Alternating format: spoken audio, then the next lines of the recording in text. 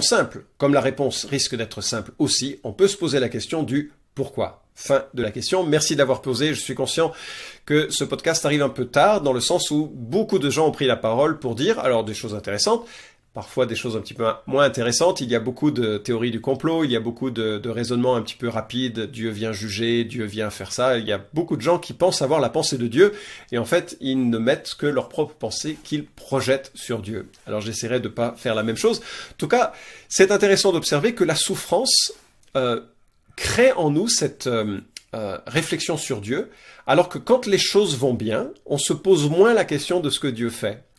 J'en prends pour exemple la chronique de Jean-Pierre Gaufre, qui était sur France Info dans les années 2010, et le 14 mars 2011, Jean-Pierre Gaufre, alors c'était dans le contexte du tsunami, ou peu après le tsunami.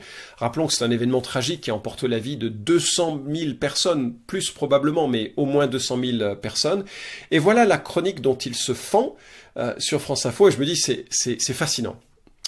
Monsieur Dieu, je me permets de vous écrire ce matin pour vous faire part de mon étonnement devant la multiplication des catastrophes, crises, guerres et autres plaisanteries du même genre qui fleurissent aux quatre coins de notre planète, notamment depuis cette année 2011. J'attire tout particulièrement votre attention sur le fait que ces événements semblent entrer en contradiction avec les déclarations et constats optimistes que vous faisiez vous-même sur l'état de notre planète, tels que je les ai relevés dans votre récit autobiographique intitulé La Bible, où, dès la page 2 du premier chapitre, qui a pour titre La Genèse, et qui relate la manière habilement stupéfiante dont vous vous y êtes pris pour créer la Terre à partir du néant, on peut lire cette phrase définitive, pleine d'autosatisfaction narcissique, ouvrez les guillemets, « Dieu vit tout ce qu'il avait fait, cela était très bon ». Fermez les guillemets. Fin de citation. Alors ces propos sont extrêmement acides et extrêmement moqueurs, mais c'est intéressant d'observer que Dieu est sur le banc des accusés dès qu'il y a quelque chose de mal qui va pas, et aucun problème de le publier sur des journaux et des plateformes qui se réclameraient très séculières. Mais alors, Dieu ne peut pas être sur le podium chaque fois qu'il y a quelque chose de bien, et si jamais un pasteur osait faire une chronique de ce genre à la louange et à la gloire de Dieu, punaise, qu'il se ferait rétamer par la laïcité qui prévaut dans notre pays. Alors, je crois que c'est important de le noter parce que ça montre, et c'était pas la question que tu as posée directement, mais je voulais en profiter pour anguler un peu ma réponse dans cette perspective. Je pense que c'est important parce que ça révèle en fait notre cœur.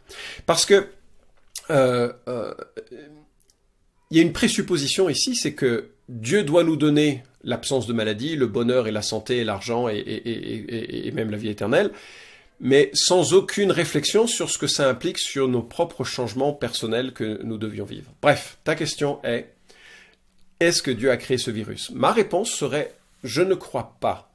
Ça ne veut pas dire que Dieu n'ait pas décrété l'émergence de ce virus, ça je le crois, mais je crois que ma pensée, selon ce que l'Écriture m'enseigne, c'est que tout ce que Dieu a créé est bon. Jean-Pierre Gaufre a raison de le souligner, c'est bien ce que Genèse nous dit, mais alors là où il manque complètement d'éthique dans le contexte, c'est qu'à partir de Genèse chapitre 3, les choses changent. Et en Genèse chapitre 3, les hommes et les femmes ont pris, ou Adam et Ève ont pris leur indépendance morale de Dieu. Ils ont choisi pour eux-mêmes ce qui était bien et ce qui était mal, en choisissant de désobéir à la seule instruction négative que nous trouvions dans le texte de l'Écriture. En cela découle la maladie, puisque la mort est conséquence du péché de Genèse chapitre 3. Donc tout ce qui vient et qui est associé à la mort, à la souffrance, est le fruit de la chute, pas le fruit de la création. Donc je ne dirais pas que Dieu a créé le virus, parce que je crois qu'il est l'auteur d'une création bonne. Maintenant, ce que je crois par contre, c'est que Dieu est pleinement souverain, et que depuis cette chute, il œuvre selon un décret unifié. Éphésiens chapitre 1, versets 10 et 11 nous parle du dessein bienveillant de sa volonté, c'est-à-dire que Dieu a un axe d'action dans sa souveraineté. Dieu va accomplir tout ce qu'il veut accomplir. Rien ne s'opposera à son dessein, et son dessein est entre autres, non exclusivement, mais entre autres orienté sur le salut de l'ensemble de ceux qu'il veut sauver. Et Dieu conduit les événements, y compris les événements les plus terribles, comme une pandémie, comme des guerres, comme des tsunamis, comme des éruptions volcaniques, vers l'accomplissement d'un plan grandiose dont on ne connaît pas pleinement les contours et dont la Bible parle parfois comme d'un mystère. Alors, aucune comparaison ne va tenir, mais lorsque l'on est responsable d'une armée et que l'on doit mener une guerre, on a des objectifs et il y a des priorités. Et je crois que c'est peut-être une analogie qui peut nous aider à voir que dans la grande stratégie de Dieu, il y a un certain nombre de choses que Dieu veut accomplir et dans lequel le fonctionnement déficient de la terre ou le fonctionnement mauvais des hommes a sa place, sans que pour autant Dieu ne soit responsable de ces méchancetés, puisqu'elles viennent non pas de lui qui agit directement, mais elles viennent d'hommes et de femmes qui agissent selon leur libre arbitre, mais leur libre arbitre est teinté par leur propre péché, et sur une terre qui agit selon sa chute et sa déchéance et cette malédiction qui est donnée à partir de Genèse chapitre 3. Alors revenons sur la notion de virus. Est-ce que Dieu a créé les virus? Alors oui, Dieu a créé les virus. D'ailleurs, Wikipédia, vous voyez que j'ai des références sérieuses et solides. Wikipédia nous dit qu'il y a 5000 espèces de virus qui interagissent avec les humains. 5000 espèces de virus. Et 129 d'entre ces virus sont pathogènes, c'est-à-dire qu'ils génèrent des pathologies, ils génèrent des maladies. Ça veut dire que 2,58% des virus sont un danger pour l'homme et 97,42% sont sans danger pour l'homme, voire nécessaires à la vie. Est-ce que Dieu a créé les virus? Oui. Et la plupart d'entre eux sont bénéfiques et nécessaires pour nos vies. Et puis il y en a un certain nombre d'entre eux qui sont dangereux. Alors juste pour votre prochaine réponse au trivial poursuite, sachez que dans une goutte, un millilitre d'eau de mer, il y a entre 10 et 100 millions de virus. La prochaine fois que vous buvez la tasse, souvenez-vous de la quantité de virus que vous venez d'absorber à ce moment-là. Voilà. Reprenons cette question dans cette perspective. Est-ce que Dieu a créé le coronavirus, le Covid-19 qui génère cette souffrance et cette situation parfois de décès? Non. Est-ce qu'il l'a autorisé? Oui. Est-ce qu'il l'a décrété? Oui. Pour moi, c'est très identique. C'est une question d'emphase, mais c'est très identique. Dieu est au contrôle. Pourquoi? Ça, c'est une autre chose. Mais ce que je voudrais observer, c'est que nous devrions avoir 97 émerveillements pour 3 surprises ou questions au sujet de Dieu. Parce que dans 97% des cas, c'est bénéfique un virus. Et personne ne s'émerveille de l'œuvre de Dieu. Personne ne s'émerveille que quand il se fait une petite coupure sur la peau, il y a plus de 13 facteurs qui vont permettre la coagulation et plein d'autres événements qui vont permettre la cicatrisation. Ça se fait dans un ordre méticuleux, précis, qui nous répare. C'est une mécanique merveilleuse, magnifique. Personne ne loue Dieu pour ça. Mais dès qu'il y a un virus qui nous fait du mal, ouais, Dieu, c'est vraiment inacceptable. Donc, Dieu, dans son décret, permet qu'une partie de sa création, depuis la chute de l'homme, depuis la rébellion des hommes, ne fonctionne pas de façon optimale. Et donc, avec Jean-Pierre Gaufre, je suis d'accord, je peux observer à la fois qu'il y a un axe qui montre la beauté de la création de Dieu, malheureusement, rarement observé à sa juste valeur, et puis un axe qui montre la dégénérescence de la création de Dieu à cause de la malédiction de l'homme, à cause du péché de l'homme.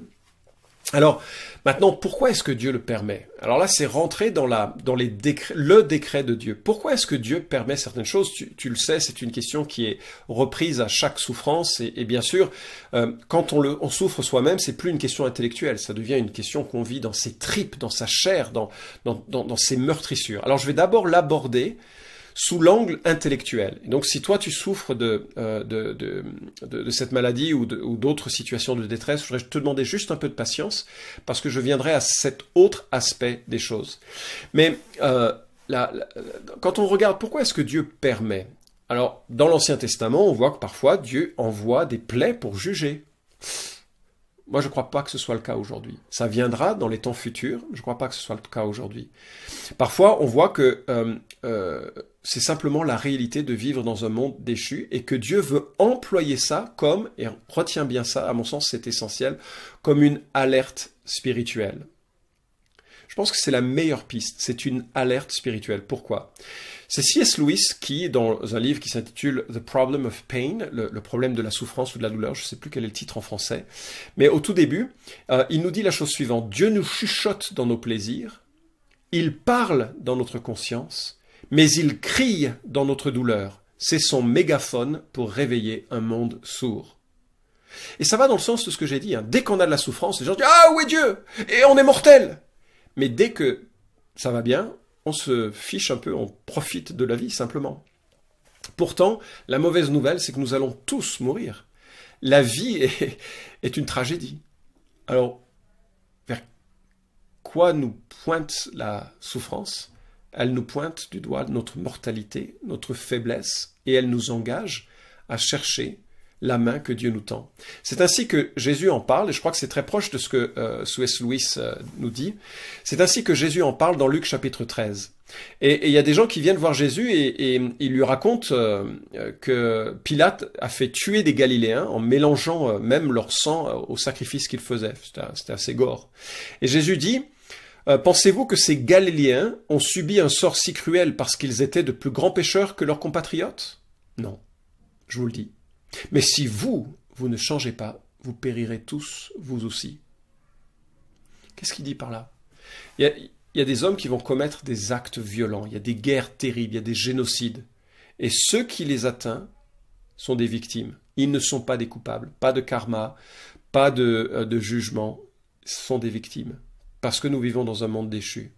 Mais Jésus ajoute: mais si vous ne changez pas, c'est-à-dire si vous ne vous repentez pas, vous périrez tout autant. Donc cette violence des autres, ça doit me faire prendre conscience. On a un problème dans le cœur et j'ai besoin de le résoudre. Et j'ai besoin de le résoudre parce que Jésus nous tend une main et peut changer notre cœur. Puis Jésus enchaîne avec non seulement la violence des hommes, mais au verset 4, il dit: rappelez-vous ces 18 personnes qui ont été tuées quand la tour de Siloé s'est effondrée sur elles. Croyez-vous qu'elles aient été plus coupables que tous les autres habitants de Jérusalem? Non, je vous le dis, mais vous aussi, si vous ne changez pas, vous périrez tous. Et donc il dit, voilà, vous croyez que les gens qui sont victimes du tsunami, les gens qui sont victimes du coronavirus, les gens qui sont victimes du cancer, de la guerre, des catastrophes naturelles. Jésus est intelligent. Il prend la violence des hommes, l'autre, les catastrophes naturelles. Et vous croyez que ces gens sont plus coupables que les autres? Absolument pas. Il ne faut pas y voir un jugement personnel. Il ne faut pas y voir c'est la vie dans la détresse humaine, la vie depuis la séparation entre Dieu et les hommes. Mais c'est un signal que nos vies sont fragiles et qu'on a besoin d'une réconciliation avec Dieu. Et Jésus enchaîne avec une parabole, la parabole d'un figuier qui porte pas de fruits. Est-ce qu'il faut couper cet arbre ou est-ce qu'il faut pas couper cet arbre? Jésus dit à son jardinier: non, ne coupe pas cet arbre. On va attendre encore un peu pour qu'il porte du fruit. Alors, pourquoi est-ce qu'il y a tant de choses qui se produisent? Le problème du mal, c'est justement, c'est que, et Dieu le permet et ça va continuer, mais c'est parce que c'est une des choses qui nous permet de réfléchir sur notre fragilité et qui nous permet aussi de prendre conscience que la vie spirituelle a du sens, elle est importante. Et c'est souvent dans ces moments-là qu'on cherche à se reconnecter avec Dieu. Alors, le point de contact pour ceux qui souffrent n'est évidemment pas des raisons telles que je peux les évoquer. Le point de contact d'une personne qui souffre, c'est de réaliser que, contrairement à toutes les spiritualités, toutes les autres religions, le Dieu du christianisme biblique, est un Dieu qui vient goûter à la souffrance et qui a part à la souffrance. Dieu le Père connaît la souffrance de la perte d'un enfant, son fils, à la croix. Dieu le Père connaît la douleur de voir celui qu'il aime de toute l'éternité souffrir entre les mains de gens méchants, durs de la tête et violents et qui vont le crucifier. Dieu le Fils expérimente la détresse humaine. La Bible dit qu'il connaît toutes les tentations, toutes les épreuves des hommes, tous les types de tentations qu'un homme, une femme puisse connaître, toutes les détresses qu'un homme ou une femme puisse connaître, il les a vécues. En sorte que la personne qui pleure seule dans son bureau, Jésus la comprend comme personne d'autre, comme moi je suis incapable de la comprendre, parce qu'il a connu l'ensemble des souffrances humaines que l'on peut vivre. Il a connu la détresse de la torture, il a connu la souffrance de la séparation d'avec le Père, et même Dieu le Saint-Esprit connaît cette souffrance. La Bible dit qu'on est capable de l'attrister, et le monde attriste le Saint-Esprit, j'en suis convaincu, par ses souffrances multiples. Et soudainement, Dieu ne dit pas que je vais être épargné des souffrances, mais que je vais avoir une communion avec un Dieu qui connaît ces souffrances et qui est capable de me secourir au moment de ces souffrances parce qu'il les a connues lui-même. Alors, pourquoi est-ce qu'il fait ça? Pourquoi il a connu ces souffrances? Il a connu ces souffrances pour pouvoir nous offrir une vie avec lui. Il meurt à la croix pour nos péchés et il confie cette grâce, ce pardon à tous ceux et toutes celles qui diraient « mais oui, j'ai besoin de ça. Mon problème, c'est pas la souffrance des autres. Mon problème, il est dans mon cœur. Et cette souffrance que je vois autour de moi ou que j'expérimente, elle me rappelle ma finitude, elle me rappelle mon besoin de changer radicalement de vie, de chercher une communion avec lui et de comprendre que la vie, elle est temporaire. Et quand tout va bien, j'ai l'impression que je vis une vie de rêve, mais je vais quand même vers la mort. Et la Bible nous montre que c'est une mort éternelle, c'est une séparation éternelle qui attend l'être humain. C'est pour ça que Jésus dit à Nicodème, il faut que tu naisses de nouveau. C'était un homme âgé, c'était un homme qui était un serviteur de Dieu, il était chef des Juifs, vraiment un homme reconnu et aimé, on lui aurait donné le bon Dieu sans confession, pour reprendre une expression actuelle, mais Jésus lui dit, il faut naître de nouveau, il faut naître d'en haut. Un être humain qui ne garde qu'une vie terrestre, il est destiné à une vie séparée de Dieu pour toujours. Pourtant, s'il naît de nouveau, s'il naît d'en haut, si Dieu vient envahir sa vie, il est de nouveau connecté, enfin, par rapport à l'histoire humaine, il est connecté à Dieu et il est sauvé. Et la souffrance, Dieu l'utilise justement pour nous rappeler notre fragilité et notre besoin de relationnel avec Dieu. L'apôtre Jean dit la chose suivante. Voici ce témoignage, Dieu nous a donné la vie éternelle et cette vie est en son Fils. Celui qui a le Fils de Dieu a la vie, celui qui n'a pas le Fils de Dieu n'a pas la vie. Et toutes les souffrances qui existent sont là pour nous rappeler cette réalité et ce besoin de connexion. Alors je suis conscient, ça ne résout pas tout. Et je me garderai d'avoir dit ici dans quelques minutes qu'on a résolu le problème du mal. Il y a plein de composantes associées à cette réflexion. Si tu aimes creuser d'un point de vue philosophique et de façon assez large la question, je te recommande la lecture du livre de Timothy Keller, La souffrance, publié aux éditions Clés. C'est un livre remarquable qui va aborder cette question sous l'angle de toutes les spiritualités et de toutes les conceptions du monde, y compris les conceptions séculières, celles de l'athéisme, etc., pour essayer de voir dans quel monde, dans quelle conception du monde, la souffrance trouve vraiment un meilleur accompagnement et un meilleur raisonnement. J'espère que cela t'aidera à te positionner davantage. Je te signale également que John Lennox a sorti un livre sur le coronavirus, qui est publié chez BLF, un excellent ouvrage, facile à lire et qui te permettra aussi de voir comment un mathématicien, qui est aussi un philosophe des sciences, mais également un passionné de la foi chrétienne, a réfléchi à ces questions et offre des réponses pertinentes